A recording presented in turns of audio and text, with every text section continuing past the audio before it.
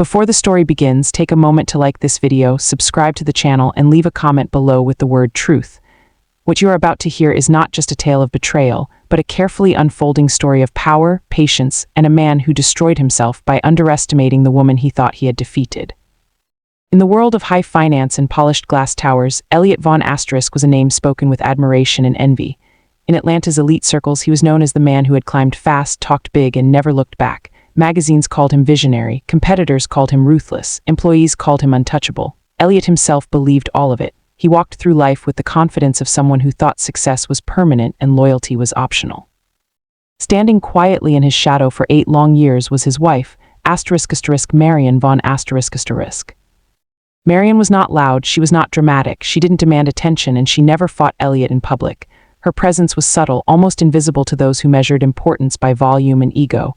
She attended dinners, smiled when required, and left rooms without making noise. To most people, she was simply the CEO's wife, an accessory to Elliot's success rather than a contributor to it. That misconception would cost Elliot everything. The divorce mediation took place in a private office overlooking downtown Atlanta, a room designed to feel neutral but heavy with unspoken judgment. Elliot sat back in his chair, one arm draped casually over the armrest, his expression calm and victorious. His lawyer sat beside him, already confident that the outcome was sealed. Across the table, Marion sat perfectly still, her hands folded neatly in her lap, her expression unreadable. Elliot broke the silence first. "This doesn't have to be difficult," he said, his tone sharp but controlled. "We both know how this ends." He spoke as if the decision had already been made, as if Marion were merely there to formalize something inevitable. He explained, slowly and deliberately, that the company was his, that the wealth was his, that the life she had enjoyed for years existed only because of his talent and effort.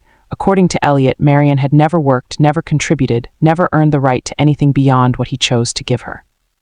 Marion didn't argue. She listened. Every insult, every assumption, every careless word that revealed how completely Elliot had rewritten their shared history. He told her she wouldn't survive without him, that Atlanta was unforgiving to women like her, that she would regret walking away from comfort and protection. He ended his speech by sliding the divorce papers across the table, a faint smirk on his face. "Sign," he said, "and we can both move on." The room was silent except for the soft hum of the air conditioning. Marion reached forward calmly, picked up the pen, and reviewed the document. It was exactly what Elliot wanted: no claims, no assets, no disputes. A clean break that left him with everything. Elliot watched her closely, waiting for hesitation. It never came. Marion signed her name with a steady hand, the black ink marking the end of a marriage Elliot believed he had outgrown. The sound of the pen against paper felt final, decisive. When she finished, she slid the documents back across the table and stood up without a word. Elliot felt relief wash over him. He thought he had won. Marion walked out of the office with calm steps, her expression unchanged. Outside, a black sedan waited. She stepped inside, closed the door, and for the first time that day, allowed herself a quiet breath. She opened her tablet, logged into a secure financial system, and stared at the network of accounts, assets, and permissions she had monitored for years. At the center of it all was Elliot's name. Marion selected it. And with a single, deliberate action, she began to take everything back. Elliot Vaughn stepped out of the mediation building with the calm confidence of a man who believed the hardest part of his life was now behind him. The city air felt lighter, almost celebratory, as if Atlanta itself were congratulating him. He straightened his jacket, checked his watch, and allowed himself a small, satisfied smile. In his mind, the marriage had ended exactly the way it should have: clean, quiet, and entirely in his favor. Without hesitation, Elliot reached for his phone.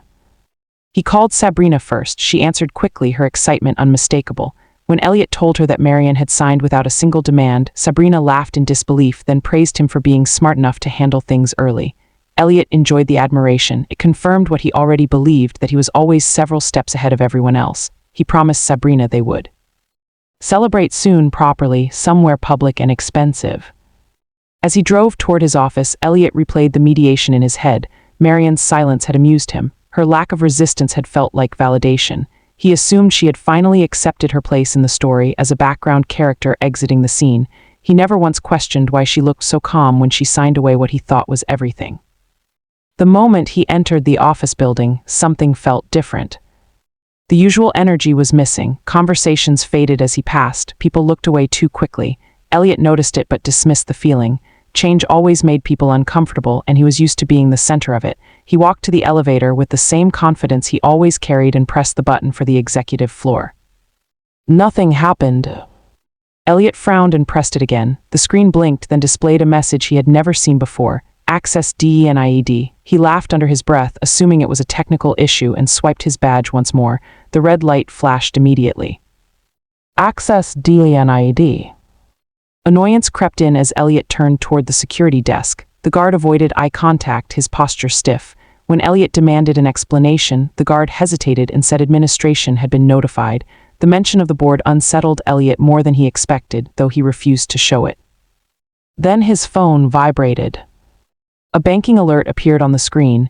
Elliot opened it casually, but the message made his stomach tighten. His access had been restricted. Certain there was a mistake, he refreshed the app. The message didn't change. A sudden chill replaced his earlier confidence. When he called the bank, the explanation came quickly and without emotion. The changes had been authorized earlier that day by the primary account holder. Elliot insisted that was him. The representative corrected him calmly. The primary account holder was Marian Vaughn. Elliot ended the call without a word. For the first time, doubt slipped into his certainty. He stood still, the noise of the lobby fading into the background as a single thought echoed in his mind. Marian hadn't walked away empty-handed. She had walked away prepared. Elliot Vaughn returned to his office floor with forced composure, masking the unease that had begun to settle deep in his chest. He told himself there had to be a rational explanation, some administrative error that would be corrected as quickly as it appeared. Systems failed, people made mistakes. He had built an empire, a few glitches couldn't threaten that. Still, his steps were slower now, his thoughts less certain. Inside his office, the familiar space felt strangely different. The leather chair behind his desk, once a symbol of authority, now seemed like a borrowed seat. Elliot dropped into it and immediately logged into his company dashboard. The screen loaded, then refreshed and refreshed again. Certain folders were missing. Permissions he'd always taken for granted were gone. He clicked deeper, growing more impatient with each second. Access restricted. His jaw tightened. Elliot called his assistant, expecting reassurance. Instead, she entered cautiously, holding a tablet like it contained something fragile. Her usual confidence was gone, replaced by a careful tone that unsettled him more than bad news ever could. There have been updates, she said, board-level updates. Elliot demanded details. She handed him the tablet without speaking. The document displayed was dense with legal language, but the names and numbers were impossible to miss. Share transfers, voting power, control clauses. Everything had been executed with precision, time-stamped weeks ago, finalized that morning. At the center of it all was Marian. Not as his wife, not as a beneficiary, but as the controlling authority. Elliot's mind raced back through the years, late nights when Marian insisted on reviewing documents out of curiosity, her quiet questions about company structure, her habit of listening more than speaking during executive dinners. He had dismissed it all as boredom, something to occupy herself while he worked. Now the pattern was undeniable. What does this mean? Elliot asked, though he already sensed the answer. His assistant hesitated. It means the board answers to her, and you, she paused, you remain CEO, but only at their discretion. Only at their * discretion. The words burned. Elliot stood abruptly, pacing the office. He told himself Marian wouldn't dare push this further. She wasn't bold. She wasn't ruthless. She didn't have the nerve to dismantle him publicly. This was leverage, nothing more, a warning. He could still negotiate. He reached for his phone and dialed her number. Straight to voicemail. He tried again, same result. For the first time since his rise began, Elliot felt excluded from the narrative of his own life. Decisions were being made without him. Power was shifting beyond his reach, and the woman he believed he had silenced was now unreachable. Across the city, Marian sat in a quiet conference room, reviewing reports with steady focus. She ignored the missed calls without hesitation. There would be time for conversations later on her terms. Right now, execution mattered more than explanations. Elliot had always believed silence meant weakness. He was about to learn how wrong he had been. By late afternoon, the weight of uncertainty had settled fully on Elliot Vaughn's shoulders. Meetings were postponed without explanation. Calls went unanswered. Emails that once received immediate replies now returned automated responses or polite delays. The rhythm of control he had lived by for years was gone, replaced with an unsettling stillness that made every minute feel longer than the last. Elliot tried to assert authority the only way he knew how, by force of presence.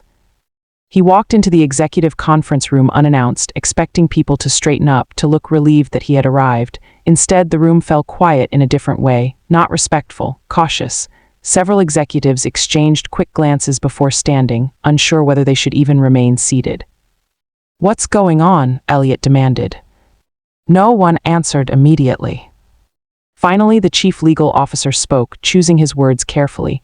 He explained that certain strategic decisions were being reviewed, that the board had requested temporary pauses on major actions, that nothing was final yet. The explanation sounded rehearsed, designed to say everything and nothing at the same time. Elliot felt heat rise in his chest. "I don't need permission to run my own company," he said sharply. The legal officer hesitated. At this moment, some permissions are shared. Shared. The word felt like an insult. Elliot abruptly ended the meeting and returned to his office, slamming the door behind him. He stood by the window, staring out at the city skyline that once symbolized his success. Every building had felt like proof of his dominance. Now they looked indifferent, unmoved by his frustration. His phone buzzed again. This time it wasn't a call, it was an email. The subject line was short and precise: board notification, effective immediately. Elliot opened it, his hands tightening around the phone as he read. The message outlined new oversight measures, revised authority limits, and scheduled reviews of executive performance. His name appeared repeatedly, but not in the way he was used to. He was no longer the final decision-maker. He was being evaluated. Watched. For a moment, anger threatened to take over. Elliot considered storming out, calling his contacts, threatening lawsuits. But beneath the anger was something far more dangerous: fear. The realization that Marian hadn't acted impulsively. She had planned this with patience and precision. Elsewhere, Marian concluded her own meeting calmly. She listened more than she spoke, exactly as she always had. The board members addressed her with careful respect, fully aware of the authority she now held. When the meeting ended, she thanked them politely and gathered her documents. As she left the room, she paused briefly, allowing herself a quiet thought. Elliot still believed this was about control. He hadn't yet realized it was about consequence. That evening, Elliot Vaughn sat alone in his penthouse, surrounded by silence that felt heavier than noise. The city lights stretched endlessly beyond the glass walls, but none of them brought comfort. This space had once felt like a reward for years of ambition. Now it felt like a temporary shelter, something that could be taken away just as easily as everything else that day. He poured himself a drink but didn't touch it. Instead, Elliot replayed every moment of the past decade, searching for the exact point where control had slipped from his hands. He remembered contracts Marian had encouraged him to read more carefully, financial meetings she attended quietly, questions she asked that he had brushed off with arrogance. At the time, her interest had seemed harmless, even flattering. Now it felt calculated.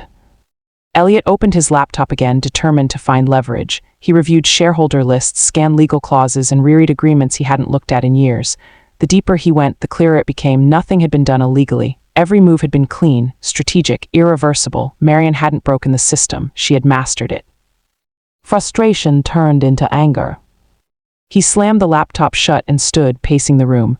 How long had she been planning this? Months? Years? Had the marriage itself been part of the strategy, or had he pushed her into becoming this version of herself? The question unsettled him more than the loss of power. Across town, Marian sat in a modest, quiet apartment she had purchased months earlier under a holding name. The space was simple, intentionally detached from the life she had shared with Elliot. She reviewed a final report on her tablet, her expression calm, almost serene. The numbers confirmed what she already knew: the transition was complete. She set the tablet down and allowed herself a moment of reflection. This was not revenge driven by anger. It was balance restored by patience.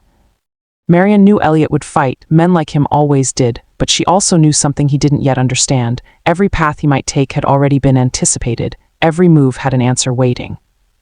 The game wasn't ending. It was just beginning. If you want to hear the next part, like the video, subscribe to the channel, share your thoughts in the comments, and wait just one day.